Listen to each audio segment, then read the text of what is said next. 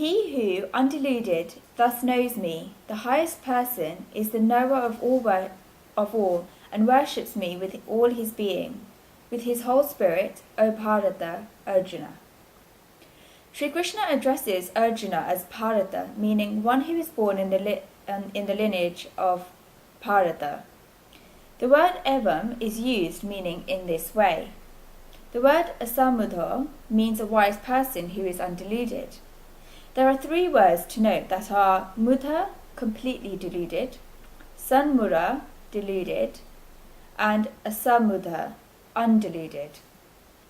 Therefore, asamudha is one who is completely free from delusion and a wise person. Such a one who is asamudha, undeluded, knows the Supreme Soul as the Purushottama,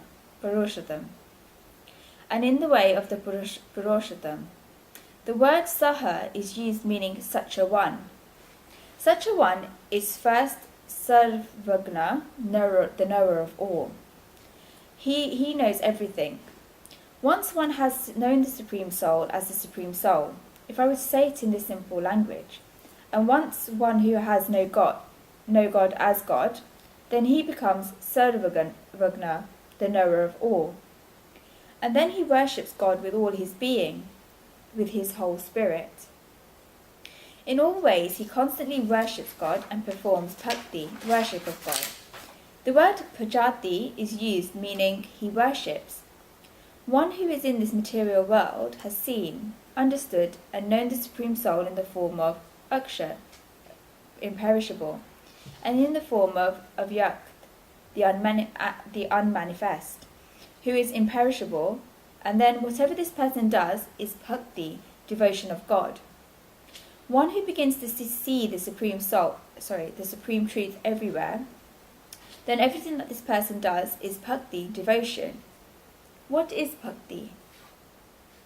Bhaj means to tie a relationship with God and to serve God. Then whatever this person does in life, he sees God in everyone. He has had this experience, and therefore when we have a relationship with the material world, in that same place he has a relationship with the Supreme Soul. While I do not know about the television camera, then I can say that it is a television camera. But the moment when I realize that it is not a television camera, but that this is God, then at the time of looking at the television camera, I get a vision of God. Therefore, I do not just look at the television camera, I look at God. And therefore, my relationship does not remain with the material object, my relationship remains with the Supreme Truth. Therefore, you can see the Supreme Soul in each and every person. In the last verse, God says that he enters into the three worlds and he stays there. The devotee says to God that, Lord, now when you come in many different colours and shapes, I will not forget. Just like during the theatre play, the actor comes wearing many different costumes. An ordinary person does not realise who this is, and does not realise that this is the actor. But if the wife of the actor is sitting there in the audience, then no matter what makeup he wears, what clothes he wears, and what voices he uses, if the wife says that, I do not even know where you were, then this is not the wife. No matter which form in which the actor comes, his wife will recognise him. In the same way, the devotee tells God that, Lord, now in whichever form you will come, I will recognise you. In whatever colours you come, in whatever form you come, however you change your voice, no matter how you change your mannerism, whatever you do, you would not be able to be separated from me, Lord. When this perspective arises in the material world, then we will be able to see God everywhere. If God came as God in front of us, then even when we will not... if God came as God in front of us, then even then we will not recognise him. When we are sound asleep at midnight and God comes and taps us telling us to get up, we rub our eyes and say, who is it? Let me sleep. God says that I am Sri Krishna.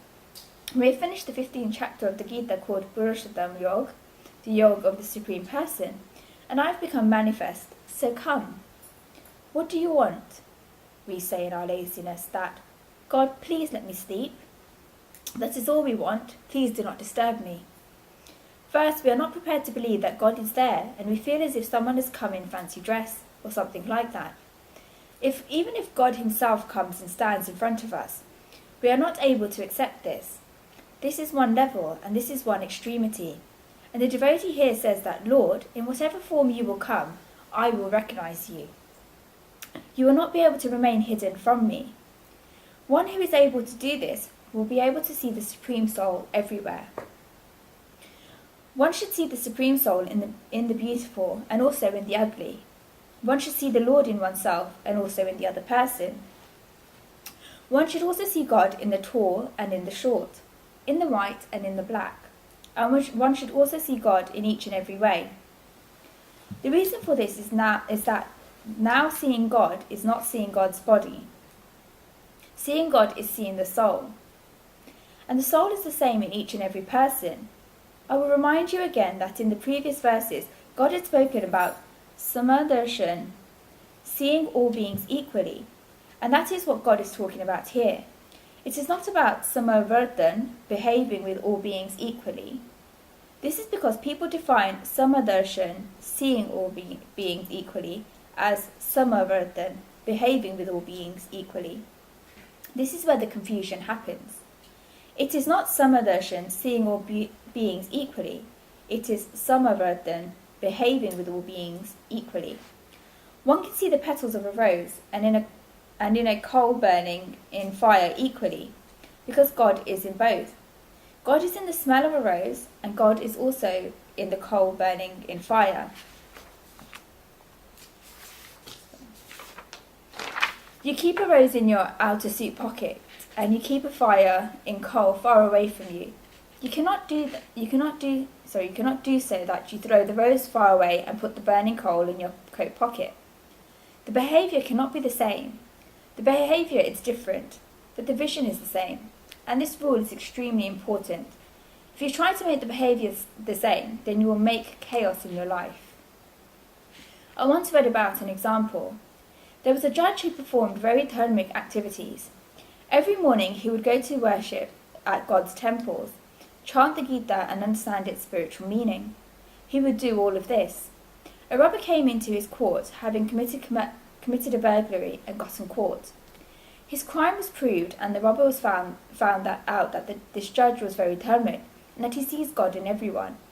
While making his argument, the thief said, "Sir, everything has been proved, but I want to tell you just one thing, that I have committed this robbery, and have done everything, but the God residing within me made me commit the robbery. The God residing within me made me commit this robbery, and therefore if you punish me, then it is God inside me. He too will be punished." When you put him inside, would you put him inside jail? The judge said that, "What you are saying is very true. The God residing within you thought you had to commit robberies, but the God residing within me tells me to punish you. And that is why I'm performing my duty from what my God inside me tells me to do." That is what samadarshan, seeing all beings equally, is. When one knows this, then he worships God with all his being, with his whole spirit. When one sees God everywhere, then how can he then remain far away from God? That is why God says that Mam Bhajati, he worships me. End of verse.